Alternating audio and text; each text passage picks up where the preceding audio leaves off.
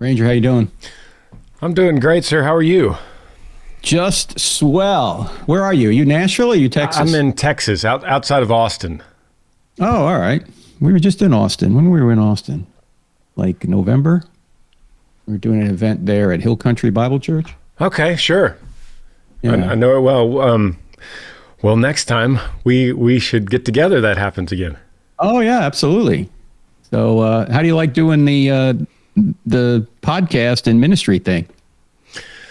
You know, I love it. I told Ant-Man this morning, I said, I am giddy this morning. I've got Frank Turek coming on the podcast. Oh, whoop-de-doo. Yeah, I wish my kids thought that.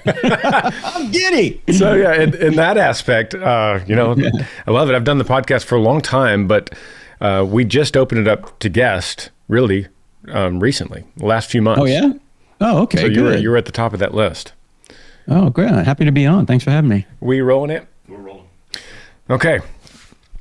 Well, Frank, thank you so much for it's such an honor that you're willing to give up some time and be on the podcast today. My pleasure, Granger. Thanks for having me. I'm glad you're having guests on now. Otherwise, this wouldn't happen. That's right. You know, I want to tell you though, before we get started, I think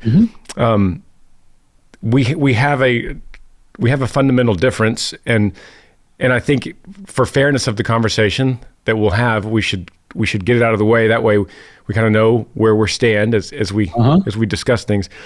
I am a Dallas Cowboys fan, grew up in Dallas. Well, if you're from Dallas, you ought to be a Cowboys fan. You should be. And I'm from New Jersey. I should be a Giant fan. And both of our teams stink. It's very unfortunate. And now, is that a theological difference we have here? Well, I do say that whenever the Cowboys win, it's living proof that Satan is alive and well. Yeah. Yeah, I do say that, as a matter of fact. I think I've heard you say that before. Although Jerry Jones does give the Salvation Army, so I have to give him that. Okay. Yeah. I don't think it's enough for me. I wish we could do away with Jerry Jones and keep the Salvation Army. I think we could do that. Yeah, well, he just likes to be too involved, I think, in day-to-day ops. It's somebody, who is that? What was I reading recently? Some former cowboy said that so much of being a cowboy is the extracurricular stuff you need to do, like the photos and the meet and greets and all that. It wasn't as focused on football as it needed to be. I think you're right. I think that explains a lot. Yeah. And growing up in Dallas, it's unfortunate that I'm a Cowboys fan. But I won't hold the Giants thing against you. Because you're from there as well. You didn't choose the Giants. The Giants chose you. That's right. I was there. It was my dad's team. So what was I going to do? That's right. That's right. Well, we've been apologizing for our football teams, which brings me to a point, because it's funny. I had someone recently say somehow something about Christian apologist came up, and somebody commented and said, "It is so sad that Christians need to designate people to apologize for what they have done to the world." Yeah, that's pretty silly, isn't it? It goes to show you, that's really our fault that we don't even explain what it is. And people think that we're apologizing when in fact it comes from a Greek word which means to defend. It comes from 1 Peter 3:15. Always be ready to give an answer, give a reason for the hope that you have. Yeah. So we're not apologizing. We're actually saying, here's the evidence we have. And, if a person was astute, they would recognize the word apologist because it's used politically all the time. Yeah. He's a Trump apologist, or he's a Harris apologist, or somebody like that, Actually, there weren't very many Harris apologists. I have to correct myself. But you get the idea, right? I get the idea. I mean, there are people who are, saying that I'm advocating for this politician or this political position. So it's the same thing in Christianity. We're trying to give evidence that what we think about Christianity is indeed true, that in Christianity is indeed true. That's what apologetics means. When did you first start calling yourself an apologist? I'm sorry, I can't tell you. Well, I don't know if I would call myself one. I came to faith through apologetics. So I was brought up in New Jersey, and I was Catholic because it's the law. You're either Catholic, Jewish, or you don't care if you're from New Jersey. I went to Catholic high school, and I always believed in God because I knew there had to be a first cause, but I didn't know who Jesus was. And it wasn't until I went into the Navy and was down in flight school in Pensacola, Florida, that I met the son of a Methodist minister who also happened to be a Dallas Cowboy fan, by the way. Okay. And it is theological. He turned out later to be a pastor, and I kept asking him questions, and he finally said, look, you just need to get Josh McDowell books, Evidence Demands a Verdict and More Than a Carpenter. So I read those books. Those books were written like in the 70s, and they've been updated since then. In fact, I was involved in one of the updates, ironically. But in any event, I read those books and said, wow, Christianity is true. And then when I got out of the Navy, I happened providentially to meet Norman Geisler, who was the Michael Jordan of apologetics at the time. And he was starting a seminary here in Charlotte, North Carolina. So in 1993, my wife and 3 kids and I moved to Charlotte to go to seminary because there was no internet. You couldn't take seminary online. And so that's how I got involved in apologetics. And he and I wrote a couple of books. One of them is called I Don't Have Enough Faith to Be an Atheist. Yeah. And then I started a ministry called crossexamined.org, where we go to colleges, high schools, and churches and present the evidence, largely from that book, that Christianity is indeed true. Yeah, it's fascinating because you are the Lord has gifted you in this way for sure. I mean, everyone should be an apologist. You know, we're all called. The church we should all be apologists. But I think we could admit that some are better than others, and the Lord has gifted you certainly in that. I believe I would call it intellectual worship. Some say that. They say that, yeah. I think when I see you on stage and I see you traveling and you're on all these college campuses and you're defending the faith and you're doing it, you might not think in a patient way, but I believe you're extremely patient, and to me that is worship. That is a form of worship. I thought you were using it like some people will say that apologists are worshiping their intellect. I do not mean that. I do not mean that. Oh, okay. All right. Yeah, some will say that. I see what you're saying. Well, yeah, we're supposed to love the Lord your God with all your heart, soul, strength, and mind. Right. Yes. And nothing gets to the heart without first going through the head. That's right. So if we bypass the head on the way to the heart, that can be problematic. Because if you follow your emotions or your impulses, you're going to wind up in a very dark place. Of course, the Bible says guard your heart, doesn't say follow your heart. It says guard your heart because everything you do flows from it. That's Proverbs 4:23, which I think is the second most important verse in the Bible for today's culture, other than the gospel. Because, our culture thinks, follow your heart. No. Guard it, because if you follow it without reason or without moral restraint, you're going to wind up addicted, broken, alone, and probably prematurely dead if you follow your heart without moral restraint. And yet that's what our culture tells us to do. Amen. Right? Yeah. Mark 12:30 is where Jesus adds mind to our commandment to love our Lord our God. Jesus adds mind. It's fascinating that he does that. And it makes perfect sense. And that's where I'm saying this intellectual worship. That's a compliment. I'm saying in a good way, I believe that a form of worship should be exercising the gift of the mind that has been given to us so that we could examine the evidence, not in a way for us to be reborn and to receive new hearts, but really it's an overflow of the new heart that has been given to us in the new birth, that we then go to the world and say, look and see the evidence. It's clear. It's all around you. This is what Paul does in Romans 1. That's right. And I think there's a difference as well that might be helpful to people. The difference is the difference between belief that and belief in. Yes. Belief that is getting evidence that God exists, that Jesus rose from the dead, that the Bible is telling the truth. But all the belief that in the world won't get your moral transgressions forgiven. For that, you got to go from belief that to belief in. There's a difference. Even James, the half-brother of Jesus, who wrote that little book in the New Testament called? James. Oh, good. You're good. You're with me. All right. Even he said, even the demons believe that God exists, but they tremble. Demons know that God exists better than we do because they're in the spiritual realm, but they don't trust in him. There's a difference because there's a difference between belief that and belief in. In fact, we know this in relationships. When I first met my wife 40 years ago, I got evidence that she would be a good wife, but all the evidence in the world didn't make her my wife. I had to take a step of trust in her to ask her to be my wife. And in a momentary lapse of judgment, she said yes. See, that's the difference between belief that and belief in. One is of the head, belief that, but belief in is not only of the head, it's of the heart. After you know that Jesus is the Savior, trust in him.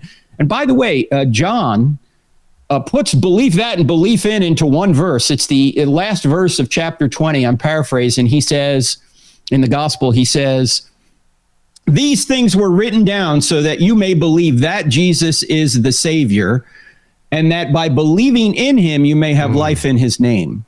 You see, he's putting belief that and belief in into one verse. In other words, he's saying, look, I wrote the gospel and all these miracles in it and what Jesus said and did so you could know that he's the Savior.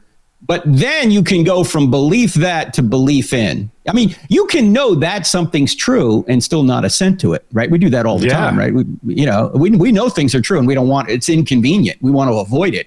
We suppress the truth, as Paul said in Romans chapter 1. So there's a lot of belief that out there that we suppress, but if we're open to belief that, it's easy to move on to belief in. And belief that is intellectual. Belief in is not just intellectual, it's also emotional. By the way, you said something earlier too, I want to mention, you said everyone ought to be an apologist because we're commanded to be an apologist. And people say, I'm not an apologist. No, everybody is. You just might not be a good one. It's like when people say, I'm not a theologian. No, you are a theologian. You just might not be a good one, right? Everybody has some sort of belief about God. You know how people always caveat that? They say, well, I'm not a theologian. Well, okay, you actually are. You just might not be an accomplished one, right? You might not know enough. But everybody has some sort of belief of who God is and what he does and why we're here. Everyone has some sort of belief about that. Yeah. They may not. They may have evidence for it. They might not. They might have thought about it. They might not. But everybody's a theologian of some kind. Even atheists are theologians. Ask who Jesus is, and instantly they're giving you theology when they answer that question. Mm-hmm, that's right. Everybody's giving you theology. An atheist is. There's no God. That's a theological conclusion that there is no God. Yeah. They're all theological conclusions. I heard you say something interesting one time about when you're talking about someone being an apologist and someone says, I'm not an apologist, or I'm not a good one. And you said, well, what happens when, honestly, I don't remember the exact illustration you used, but say what happens when your son gets diagnosed with some kind of disease and suddenly you begin to research and study and you learn everything you can about that disease. And similarly, that happens in apologetics. I remember specifically when this happened to me, it was several years ago. I saw a comment on social media by a guy, and his name was Costi. Unfortunately, his full name was Constantine. He's an atheist with the unfortunate name of Constantine.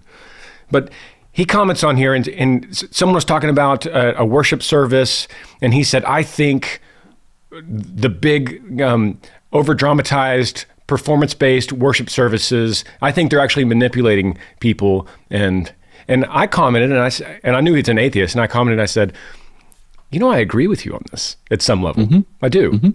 And then we started DMing each other. That turned into we were talking to each other on Signal app, and we're talking about the faith. He is an atheist, which I don't know if I've ever met a true atheist that can stay consistent in their beliefs.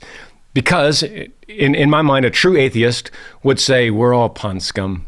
You could do whatever you want. It's all an illusion. And I don't really care. We have one life and nothing matters. But no one stays consistent to that because they want to nobody advocate. Can live that. No one can live that. Yeah. So this guy, Costi, ultimately what he's doing is every true atheist wants to advocate to keep something they're doing. Costi, in his case, he wanted to keep sleeping with his girlfriend. And he didn't want his mother, who was a Christian in Germany, telling him he couldn't sleep with his girlfriend anymore. He didn't want to hear that. So he builds a theodicy for atheism. So this lasted, Frank, for over a year and a half, back and forth. And sometimes he would get angry and he wants to argue about slavery in the Bible, and I'd say, I'm happy to discuss this with you. He wants to talk about all these issues, the wars that Christians have caused, the slaughter that Christianity has caused, and I'm happy to discuss all of this with him. We go back and forth. A year and a half goes by, and finally, I said, what would it take to convince you?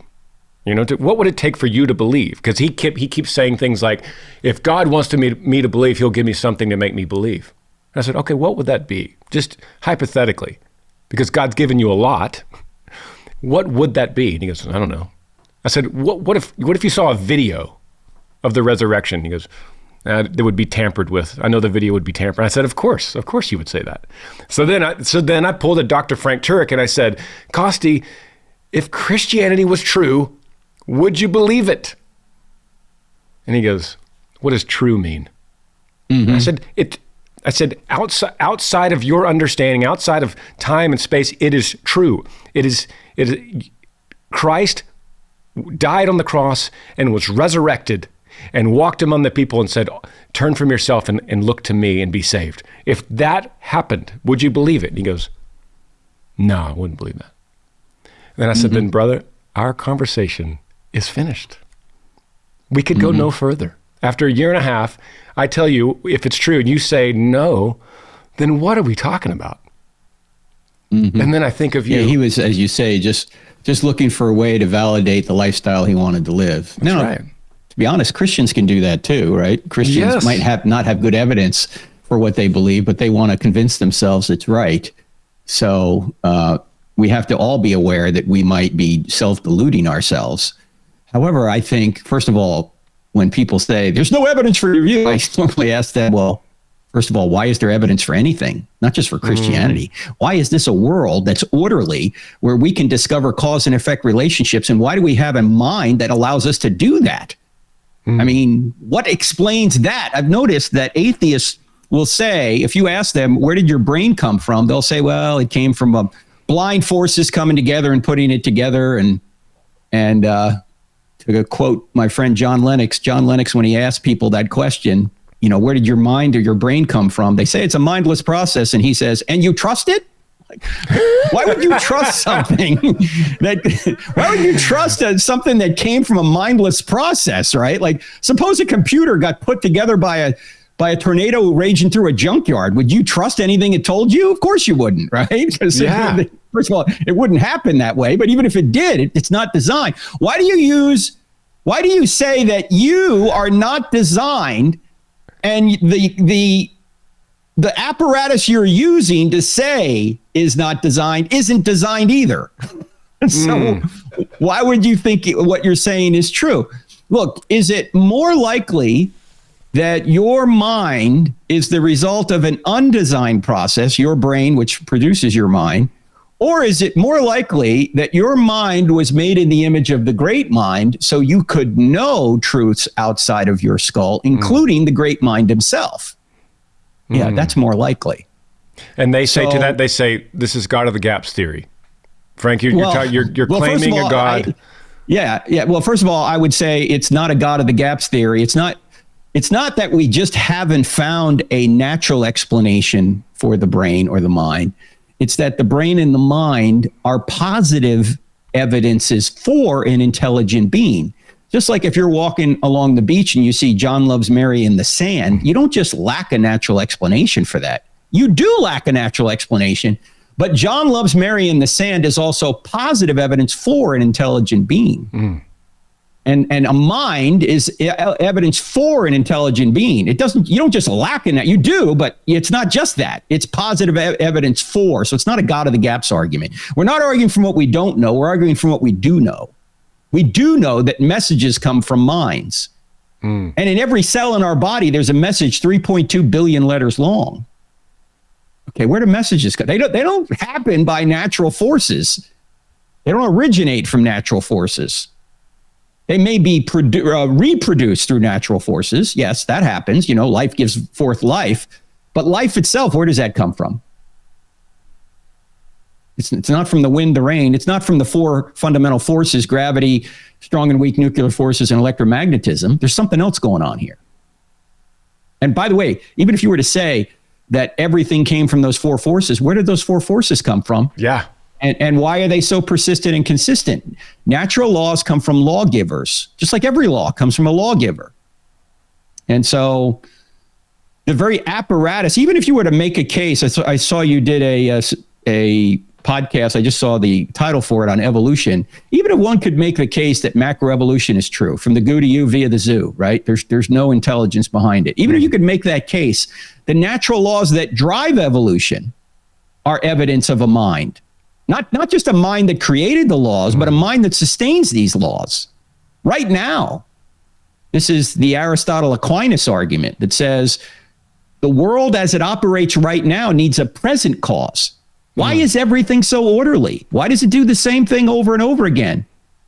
Why can we ascertain truths about the real world and cause and effect relationships outside of our skull? Because this universe was created and is sustained by a mind. That's how we can do science, by the way. That's how we find cause and effect. We find cause and effect because this world is orderly, a world of orderly cause and effect. And our minds are oriented to discover that. You've read a lot of C.S. Lewis, Mere Christianity. Oh, C.S. Lewis he's one of my favorites. C.S. Lewis and John Lennox has written on this. Ed Fazer, who's a Catholic apologist, has written on this. I wrote it on a book called Stealing from God, Why Atheists Need God to Make Their Case. Yeah, I think actually the best arguments for God are not even most of the arguments I use. I think the best arguments for God are the metaphysical arguments that take a while to explain, and you need some sort of philosophical background to understand them. They're not the kind of argument you can give in a 1-hour lecture. Yeah, right? Or much less having someone at a college campus with a microphone ask you a 30-second question, and you, under a time constraint, have to give them an answer in 2 minutes. It's so difficult to do. But do you think you keep getting the same questions? I mean, maybe there's 8 or 9 questions you could possibly get. And you must have... Yeah, they fall into categories. And on our Cross-Examined app, 2 words in the App Store, Cross-Examined, we have a quick answer section. And we point out that there are 4 questions you need to answer to show that Christianity is true. And there are 4 objections you're going to get, or 4 categories of objections. The 4 questions you need to answer are, does truth exist? Does God exist? Are miracles possible? And is the New Testament telling us the truth about the resurrection? Because if truth exists, if God exists, if miracles are possible and Jesus rose from the dead, mark it down, Christianity is true. Yeah. Right? It's easy to show that Christianity is true if those 4 questions are answered yes. Now, the 4 objections you're going to get to saying Christianity is true are what I call the 4 E's. You're going to get questions on ethics. You're going to get questions on eternity. You're going to get questions on evolution. And you're going to get questions on evil. So, and some of these are related. Like most of the questions that I get now are related somehow to morality and evil. In other words, I say that the top 3 objections to Christianity are morality, and morality. Kind of like what your friend had, the Constantine guy, right? It's a moral issue. He wants to talk about slavery when he can't. He doesn't have a moral ground to stand on. That's right. Yeah, he doesn't have a moral standard by which to say that slavery is even wrong. Exactly. But he thinks it's wrong. Right? And he has no moral ground if there is no God to say that sleeping with your girlfriend is right or wrong. Because it's not right or wrong, because nothing's right or wrong if there's no God. Everything's a matter of opinion. So on one hand, he wants to say, since there is no God, I get to do what I want. But I don't like the Christian God, and I think he's immoral for telling me I can't do X, Y, or Z. Wait.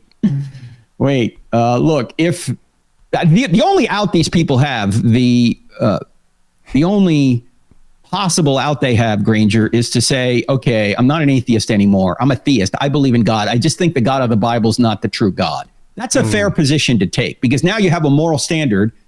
And you can say, well, the God of the Bible has done this evil or that evil. The problem with that approach is that it doesn't fit with the evidence, because the evidence shows that the Christian God is the true God. And if Jesus did rise from the dead to prove he was God, and he taught the Old Testament was the word of God, and he promised the New Testament, then the Bible is true.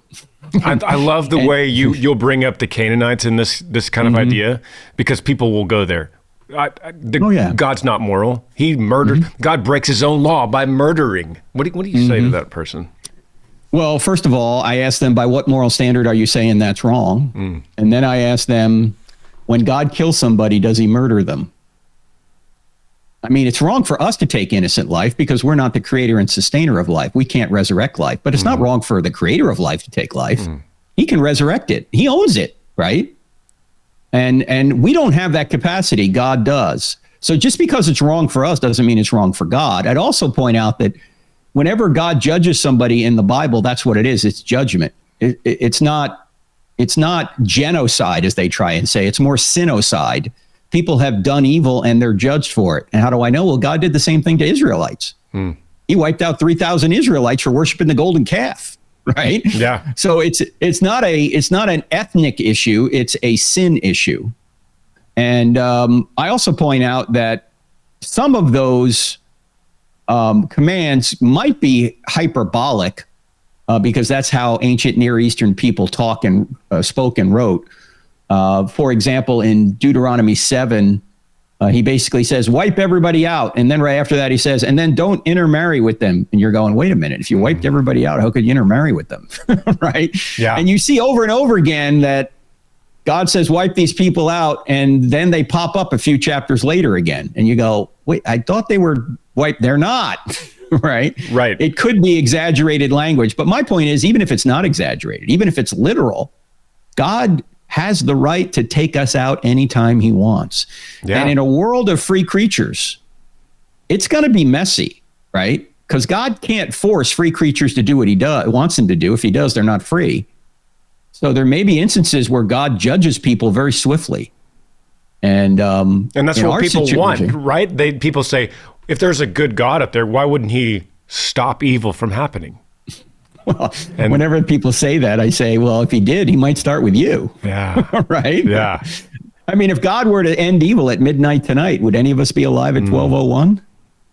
You know, I wouldn't be. No, I wouldn't be alive at 12:01 if he stopped all evil at midnight. I mean, if he just took away our free will or decided to judge us. And then when he does, in the Bible, when he does judge us, people go, look at the monster he is. Yeah, I know. Well, I had this situation a couple times on college campuses. One lady at Oklahoma Central University, she was up at the microphone and she was just said, I can't believe in a God who would kill people in the Old Testament. And I had a long conversation with her. It's on our YouTube channel. But I then asked her, I said, well, where are you on the abortion issue? She said, oh, I'm pro-choice. I said, hey, can I ask you a question? Why is it that when God plays God in the Old Testament and decides who lives and dies, he's immoral? But when you play God right here in terms of abortion, that's your moral right. You can decide who lives and dies, but that's a moral right for you. Why is it not a moral right for the creator of life, but you have a moral right to do it when that's not your life? You know, I mean. What'd she say? Well, there's really not much to say. I mean, she's a college kid, right? She tried to skate around it, but. You know, Shopify has been a faithful advertiser for this podcast, allowing you to get this content every single week. You know, I remember life before Shopify. It was very confusing. I was trying to have my website, grangersmith.com. I was trying to program the checkout myself, and I really know nothing about that stuff. And so this is for everyone that wants to start their own business or maybe an e-commerce line for themselves. Go to Shopify.com and watch how they can take control of your checkout process in your website. This allows you to have the freedom of creativity, not to think about all the detailed stuff that they do so well. And that's why they do it for thousands and thousands of companies worldwide. So upgrade your business and get the same checkout as we use with Shopify.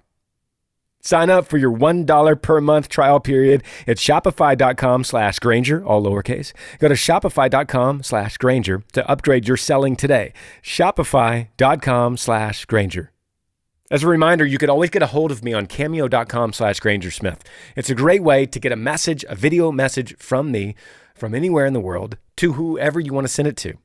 You go to cameo.com/GrangerSmith and you fill out the whatever you want me to say. Happy anniversary, happy birthday, maybe a word of encouragement to someone that needs to hear it, and that person may be you. And then I'll send you a video message. It's super easy, and it's a good gift. I've been doing this for many years now. It's a good gift to someone that is impossible to buy for. You don't know what to get them. Once again, go to cameo.com/GrangerSmith. I got to tell you all about this. Have you heard about Yee Yee Fest? It's happening this year, May 9th and 10th in Georgetown, Texas at the Yee Yee Farm. So you can come hang out with us, me, my brothers, my family, we'll all be there. We've got a truck show happening. We've got a mud bog competition, kind of like we did last year. But the new addition this year is a concert by me and my band and my old crew. This is not a tour. This is not me getting back into music. This is one time every year, we hope, to do a concert for my friends and family, especially Maverick, who's never seen me play live before. So come out, have a meal with me and my family. On Friday night, I'm going to give a little devotional from the Bible, maybe play an acoustic song or two. This is really a once-in-a-lifetime experience. And if you want to find out more, go to yeeyee.com.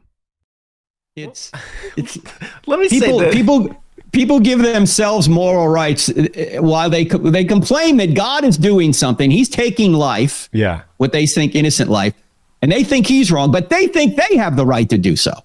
Yeah. The very same thing they're complaining that God has done. Now, and when God does it, he's judging people. When they do it, this is an innocent life that hasn't done anything, and it's just inconvenient, Has anybody at one of these Q&As, these conferences, have you, surely you have seen someone come up afterward and say, I think I was wrong about this. I want to know more. I think, is there anything I could read about this?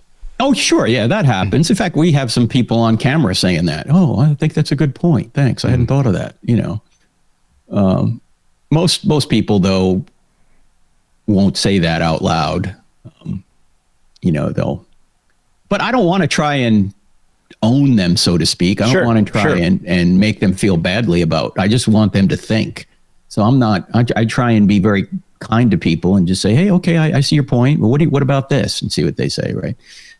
Yeah, I don't want to have I don't want to have a heated argument with them. I just want them to start thinking about certain assumptions they have with their questions, because most of the time there's always an assumption that you can ask them about.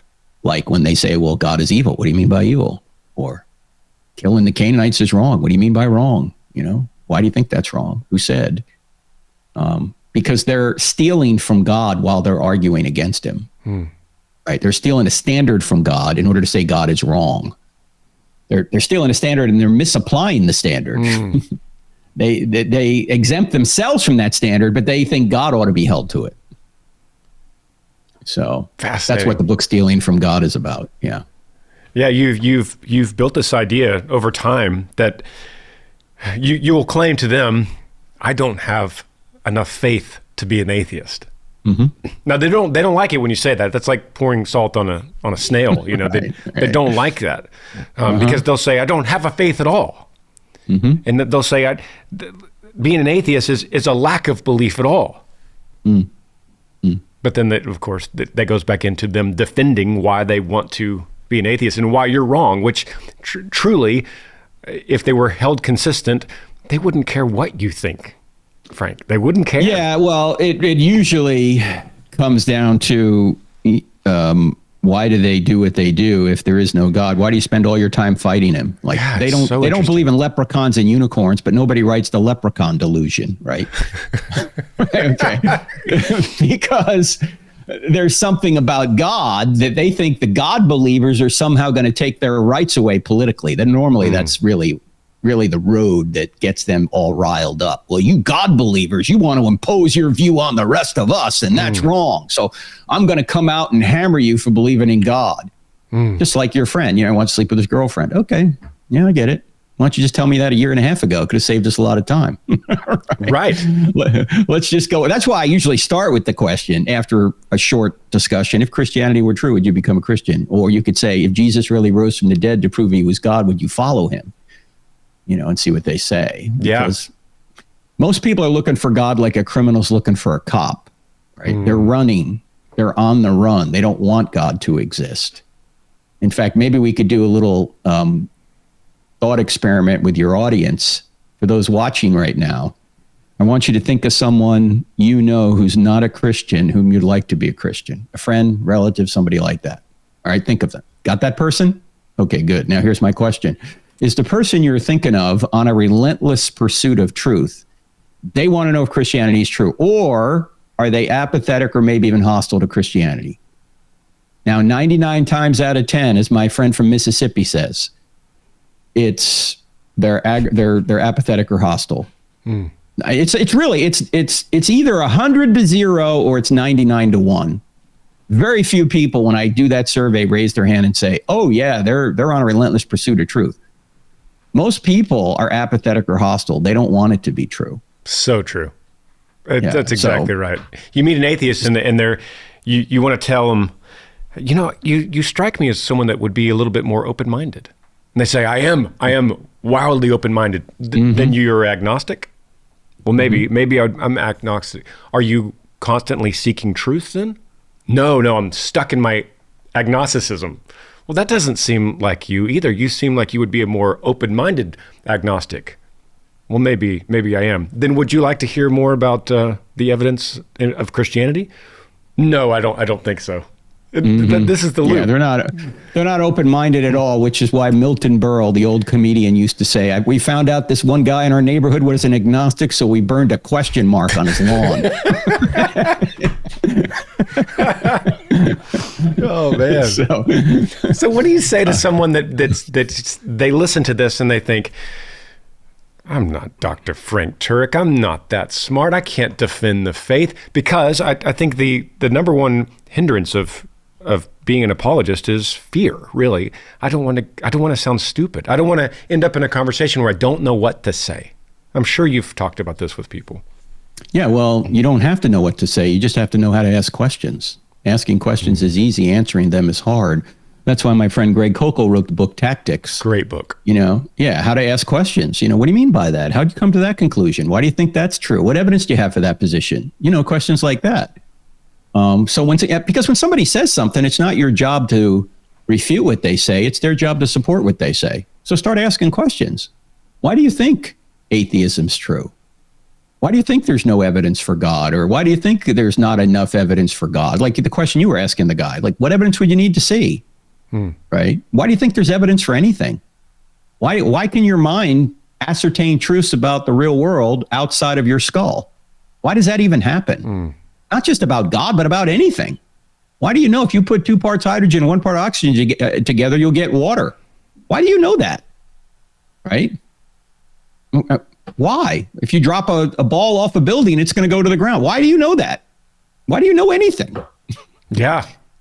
So just start asking questions like that and see what they say. Do you believe every effect has a cause? If they say no, they're not being very scientific, because that's the basis of science, that every effect has a cause. So the next question is, after they say, yeah, I believe every effect has a cause. Well, the universe is an effect. Where did it come from? What caused it? Right? Why is it so fine-tuned? Why is it so designed? Why do you have a law pressing on you that says you ought not murder people, you ought to love them? Where does that come from? Is that objective, or is it just someone's opinion? Right? That's a deep rabbit hole, and a good one. Yeah. Oh, yeah. Yeah. I mean, if there's no God, there's nothing ultimately right or wrong. So just asking a lot of questions. And, when people ask me, how do I know that God exists? I just say, I know God by his effects. Right? If there's a creation, that's the effect. I'm reasoning back to a cause, a creator. If there's design, that's the effect. I'm reasoning back to a cause, a designer. If there's a moral law written on the heart, that's the effect. I'm reasoning back to a cause, a moral law giver. If there's evidence a man predicted and accomplished his own resurrection from the dead, that's the effect. I'm reasoning back to a cause. Who could have caused a man to predict and accomplish his own resurrection from the dead? The creator of life, someone like God.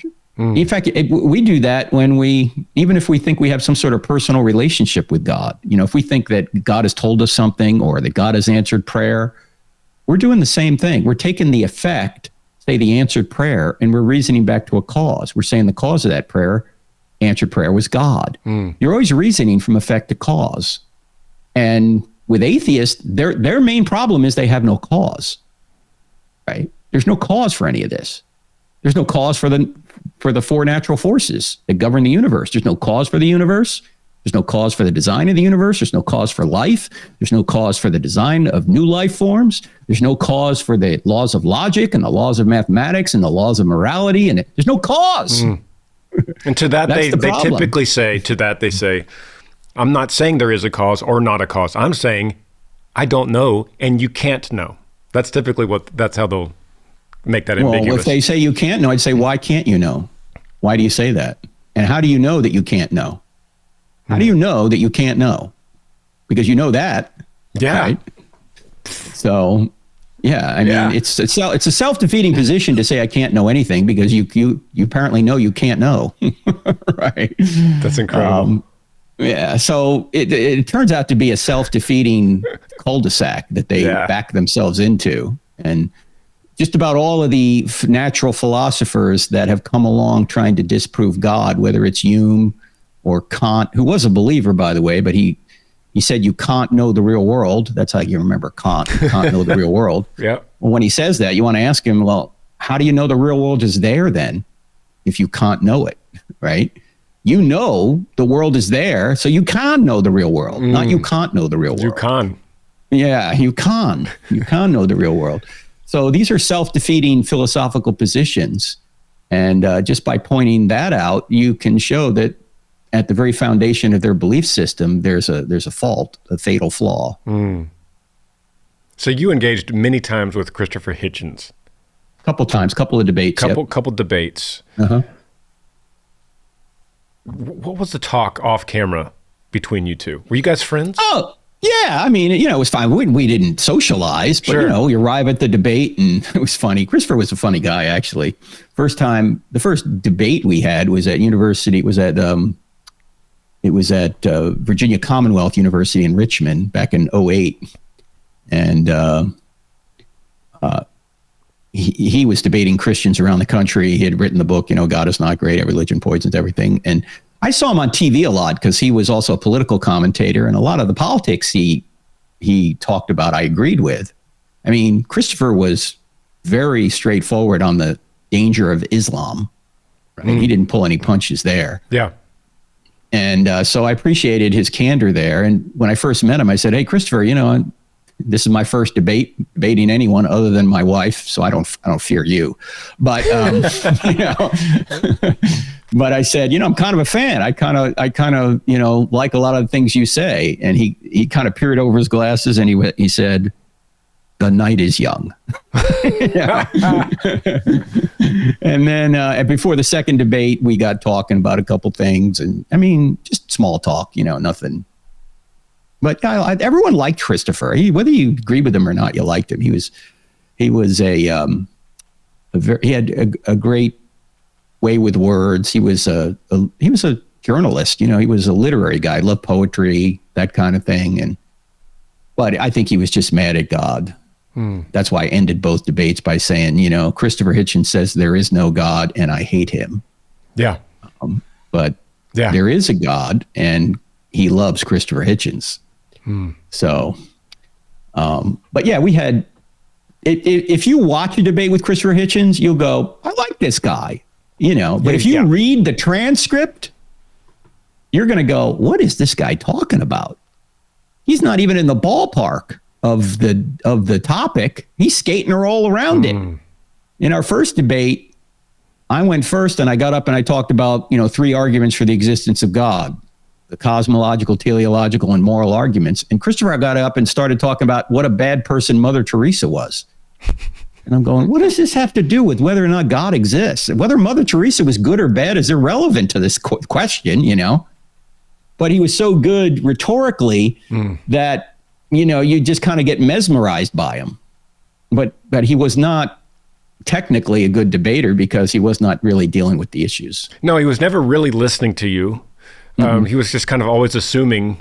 It was like he was kind of blacking out and then assuming that you said something, and he would get up, and he was, like you said, he was brilliant, and so he could just kind of talk his way around anything, but never really answering any of the propositions that you put forth. And if anyone wants to see those are very famous debates. You just look on YouTube. Yeah, they're on our YouTube channel, Cross-Examined YouTube channel. They're on Cross-Examined. Yeah. Fascinating stuff. And he passed away. Yeah, he passed away in 2011. Yeah, a long time ago now. It's almost, 13 years ago. Yeah.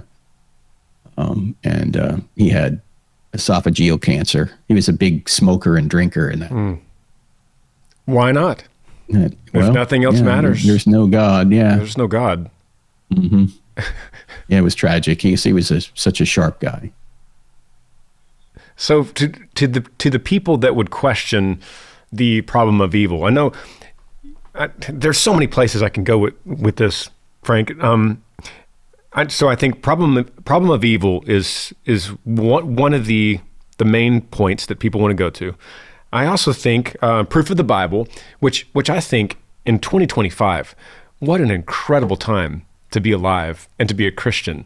We have an advantage over all the brothers and sisters before us for the last few millennia that didn't have the evidence, the archaeological evidence, that didn't have the translation ability that we do now. And so I think those two things, you probably get those a lot in college campuses. Like, how could you possibly trust the Bible? Written by these men, changed by Constantine for his gain. Yeah, you'd be surprised how infrequently that comes up. Really? Yeah. As I say, most of the objections have to do with morality. They're not interested that much in the text anymore. They just want to do what they want to do. Maybe because the text is so obvious now. Maybe. Well, yeah, I don't know. The figure of Jesus is an enormously attractive character for obvious reasons. There's never been anyone like Jesus in history. And everybody wants to have Jesus on their side, so much so that they'll take him out of context and ignore other things he said in order to get done what they want done, or to get him on their side to support a particular position. Even world religions will change around Jesus. Everyone wants to import Jesus into their world religion. The Muslims did. You read the Quran, Jesus is sinless. Jesus is, a prophet. He's a miracle worker, all these things. Yeah. But they don't think he's God, but they want to have him in their system. But most of the objections that come up have to do with, the Canaanite issue, the four E's I mentioned earlier: evolution, ethics, evil, and eternity. And ethics and evil can be related because they deal with right and wrong. Eternity are questions, and that can even delve into the ethics too. Eternity, what about those that have never heard? That's actually an ethical or moral question. Yeah. Saying that God is somehow immoral if he doesn't get his gospel to everybody, so everyone has a chance, that kind of thing, Or why did God create people he knew would go to hell? Or why is Jesus the only way? Right? These are eternity questions. Evolution questions, that's obvious. What about evolution? What is that? Does that contradict the Bible? Is it true? Not true? That kind of thing. Questions on evil. If there's a good God, why does he allow evil to occur? And then questions on ethics. Slavery in the Bible, that's an ethical question. What about LGBTQ issues? That comes up, right? Canaanites, we mentioned that. So 90% of the objections, maybe more than 90%, are going to be in one of those four categories. And you're saying that people will typically pull Jesus out of this and say, all he said is good. Take the red letters, which is why I don't actually agree with red letter Bibles. But they'll say, take this and look what he said. Look what Jesus, I listened to what Jesus said. And then I saw you make a brilliant argument for Jesus's beautiful sermon on the road to Emmaus, the 7-mile journey to Emmaus, when he said, all of this was about me. And you laid out this beautiful exposition of what do you think Jesus talked about on this 7-mile journey to Emmaus after the resurrection? Because the whole Bible is pointing to him. And he said, talking about him, he fulfilled what it says. And so you can't say, I just listen to what Jesus said. I don't listen to the stuff of the Canaanite stuff and all the monster in the Old Testament. You can't say that. It has he affirmed the entire Old Testament. By the way, Jesus talked more about hell than anybody else. Right? He talked more about hell than heaven. Yeah. Fact, he famously said, don't fear the one who can kill the body, but can kill the body and the soul in hell, right? And what profit will it be for a man if he gains the whole world but loses his soul? And, he talks about beating people with few blows or many blows. That's a reference to hell and the punishment that they will experience. And he talks about those who haven't accepted the Son are condemned already. Right? I mean, why did Jesus come? To save us from the wrath that we're due, the wrath of God that we're due. Yes. That's why he came. The Son of Man did not come to be served, but to serve and to give his life as a ransom for many. That's why all of these commercials, I know they're all well-intended, but they miss the mark completely. All the He Gets Us commercials. Yep. Yes. It has nothing to do with Jesus's mission, or very little. Jesus didn't come for social justice. Jesus came for eternal justice. And eternal justice says that we're all sinners. We all need a savior, and I'm the ransom. I came to put my life down so your life wouldn't be punished. I came to save you. I didn't come to give you a new ethic. I didn't come to give you a new series of laws that you're going to impose on the rest of people through some sort of political process. I mean, that might be part of Christianity, but that's not why I came, right? Absolutely. I came as the sacrifice. I came as the lamb. I came to take your sins from you and then give you my righteousness. That's incredible. So, that's the gospel. Yeah, it's, right. Yeah. That's what it's all about. It's not social justice. It's not take care of the poor. Yeah, Jesus said take care of the poor, but that's not the focus of his ministry. That's a result of why he came. Yes. That's not the goal of his ministry. That might just be the result of people that have accepted Jesus. They go, we ought to take care of the poor. We ought to take care of the widow. This is what true religion is, right? We ought to take care of the downtrodden. We ought to do that. Yeah, let's do that because we're saved, not to get saved. That's so good. And you could add in there, practice apologetics because we're saved. That's right. Because how could we not tell everyone about this? And yeah, we should be. To the point of the Costi conversation, I learned so much from that. He might not have, but that's kind of besides the point. I hope that there's a seed that's planted in that German guy, wherever he is today, maybe listening to this. But my point is that people, all of us listening as Christians, we should engage in these conversations. I think you laid out a great way to do it by just asking questions. You could ask questions, and it's okay also to say, you know what, I don't know that, but give me tonight, and let's talk about this tomorrow. I'm gonna look at some stuff, and that's okay too. But the more we engage, the more we want to practice apologetics, naturally, the better we're going to get. I don't think anyone's going to get as good as you, though. Oh, no. There's a lot of great people out there who are presenting the evidence for Christianity, I think, quite well.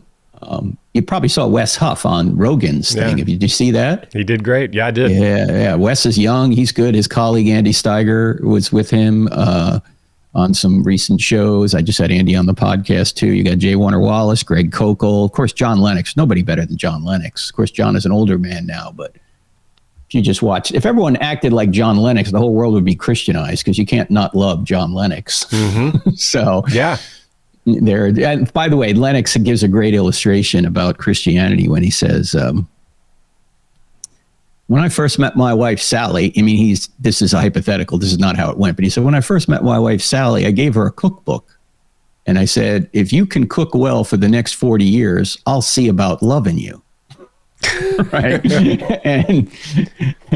and well, he said, well, if I had done that, she'd have rightfully thrown that cookbook in my face. Right. Yeah. But why do we treat God this way? Why do we think that God has given us this cookbook called the Bible? And if we obey it well enough, at the end of our life, if we've done it well enough, he's going to love us. No, that's not the way it works. God loves us already.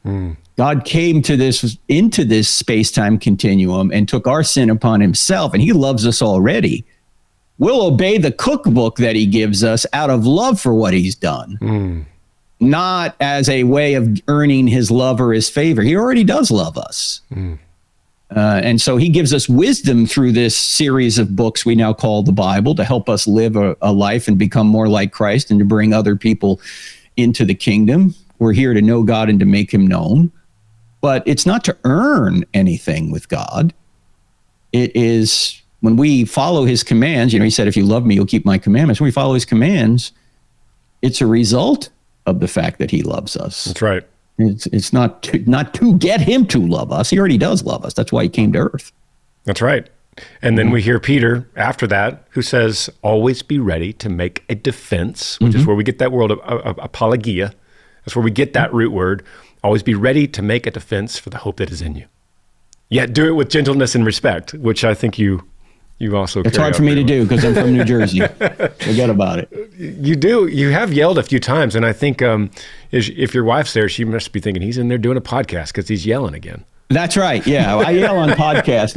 I don't yell to other people, but let me ask you one more thing. Mm-hmm. You're in good shape, man. What are you eating? What are you doing? I'm 63, but I don't look a day over 62. In fact, when I turned 50, my wife said, "Honey, you're going to live to be 100." I said, "How do you know?" She said, "Because you look half dead already." I said, Come "Thanks on. a lot." Come on, man. I see you tuck that shirt in every time you're at a college campus you tuck that shirt in, and it's like washboard abs. Well, I'm a runner. I've always been a runner. There it is. Although I can't run as much anymore just because I ran today, but I only run like once a week now because I got Achilles tendonitis. You know, you get old, everything breaks down. Is that the old naval aviator in you that still runs? Yeah, well, before I was in the Navy, I was a runner because I was just a skinny kid, and that was the best thing I could do athletically was run. So, and then I have something called Tonal, which is a workout thing you put on your wall, which I like to use. What about you? You're in shape. What do you do?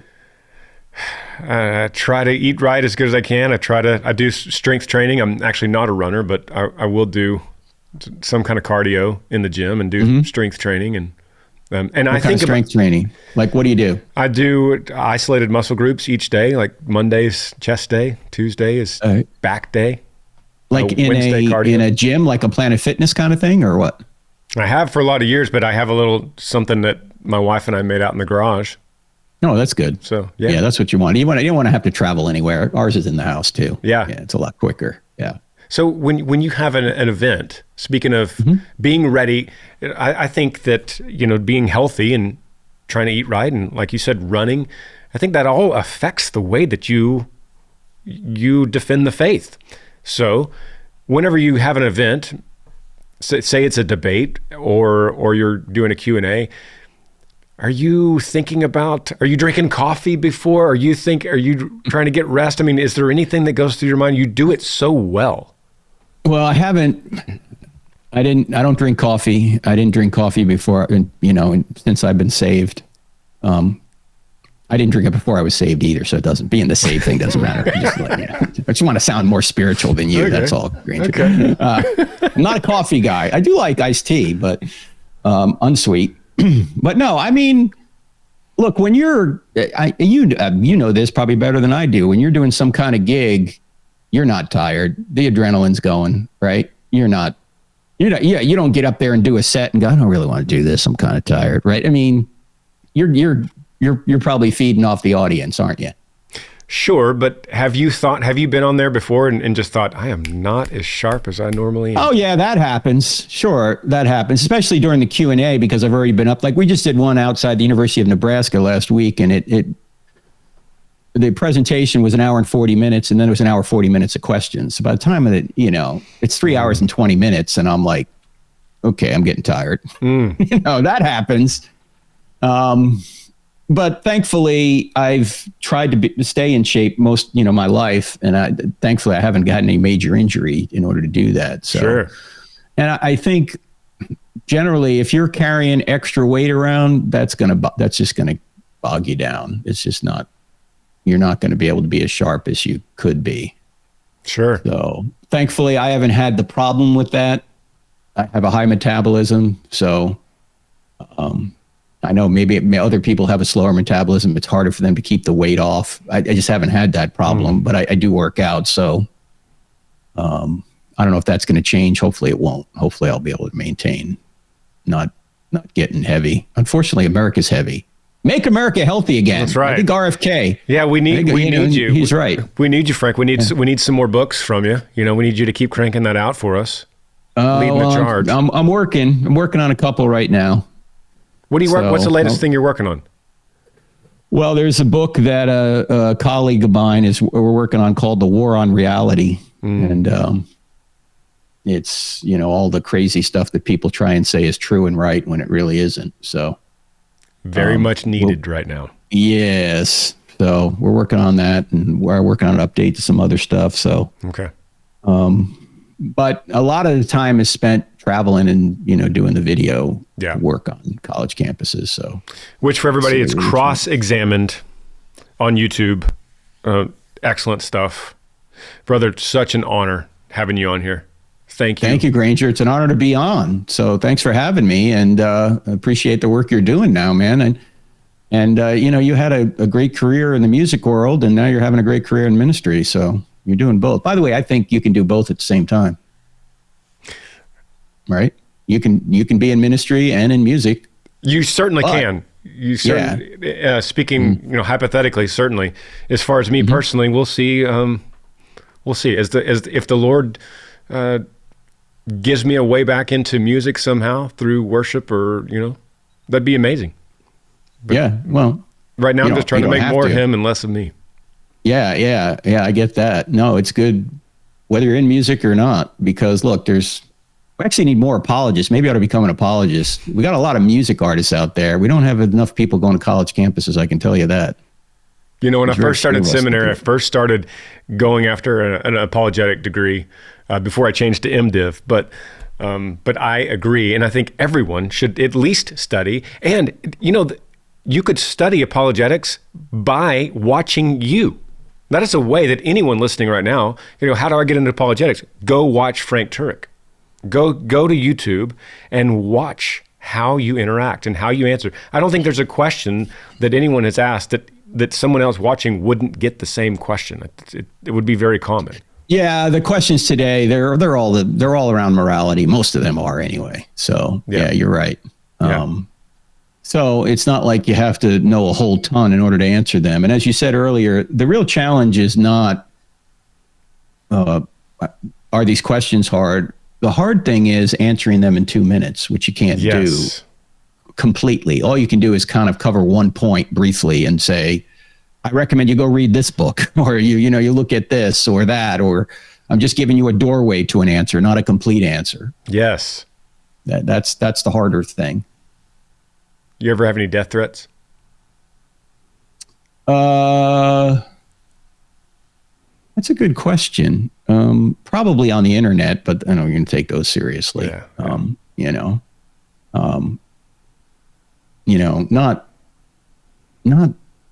Not recently.